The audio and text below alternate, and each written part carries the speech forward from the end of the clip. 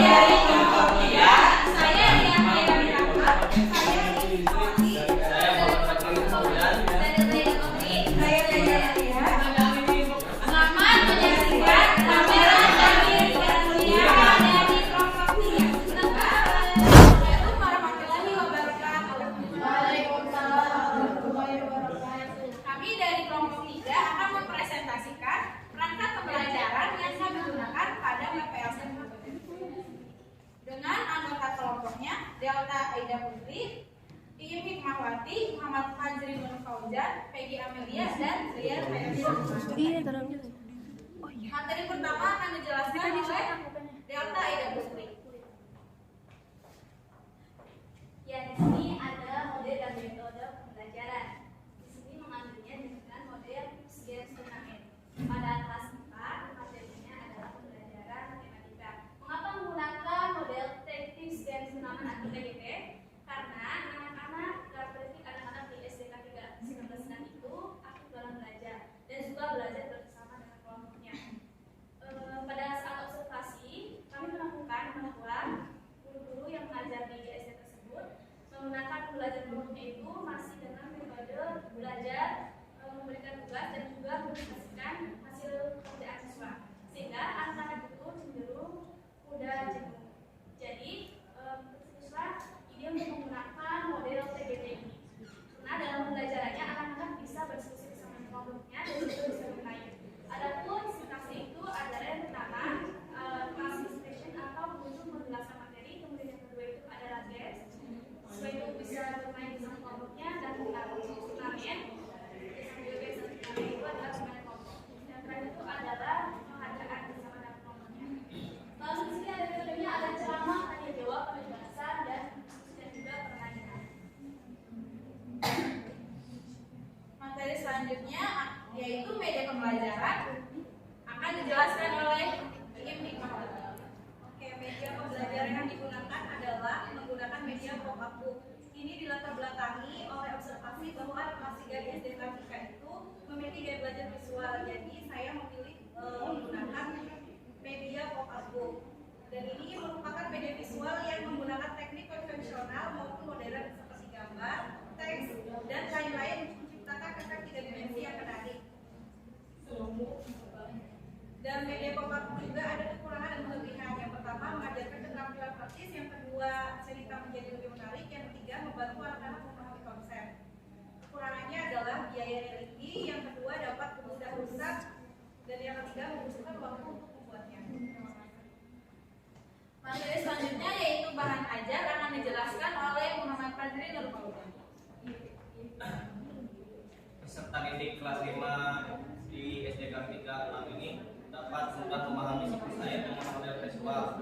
Melalui gambar, anak-anak dapat mudah memahami konsep dasar siklus air, mulai dari proses evaporasi di mana air diubah menjadi uap air, lalu bergerak melalui atmosfer dan mengalami proses kondensasi di mana uap air berubah menjadi tetes hujan. Hujan turun dan mengisi bumi, air yang tersedia dalam bentuk cairan akan terurai melalui proses infiltrasi dan infiltrasi ini mengisi laut dan sungai. Dan akhirnya proses evaporasi berulang. Dengan model visual ini anak-anak juga dapat mudah mengerti bahwa air adalah proses yang berulang dan berkelanjutan yang menjaga keseimbangan air di bumi. Materi selanjutnya yaitu lembar kerja peserta didik akan dijelaskan oleh Peggy Amelia.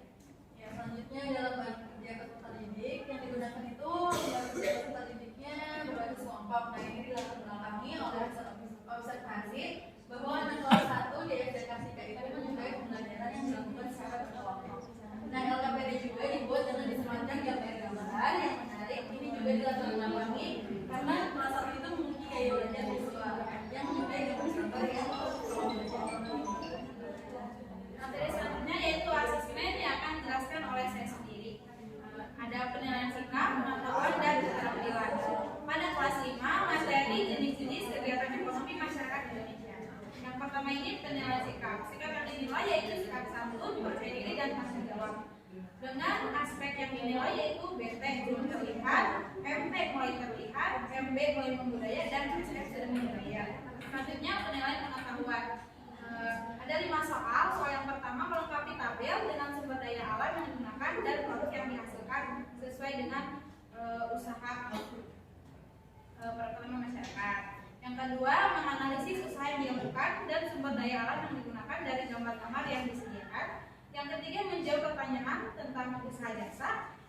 Yang keempat, memberikan tanda centang pada kelompok yang sesuai dengan jenis usaha yang disediakan. Dan yang terakhir, menjawab soal-soal terkait usaha perdagangan. Selanjutnya, penilaian keterampilan.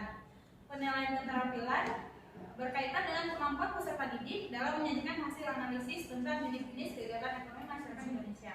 Karakteristik peserta didik kelas 5 yang terkait dengan penilaian ini adalah kemampuan berkomunikasi dan presentasi. Peserta didik di kelas 5 biasanya telah memiliki kemampuan dasar untuk berbicara di depan umum dan menyampaikan pendapat atau hasil analisis secara lisan maupun tertulis. Penilaian ini dapat membantu peserta didik untuk mengembangkan kemampuan presentasi dengan analisis mereka serta memberikan pengalaman berharga dalam berkomunikasi dan bekerjasama dengan teman sekelas dalam menjelaskan tugas-tugas yang kompleks. Sekian presentasi dari saya. Selanjutnya akan kami serahkan kepada MC. Terima kasih untuk kelompok 3. Selanjutnya dibuka sesi pertanyaan, sesi tanya jawab untuk 2 pertanyaan. Satu pertanyaan. Silakan. Ya.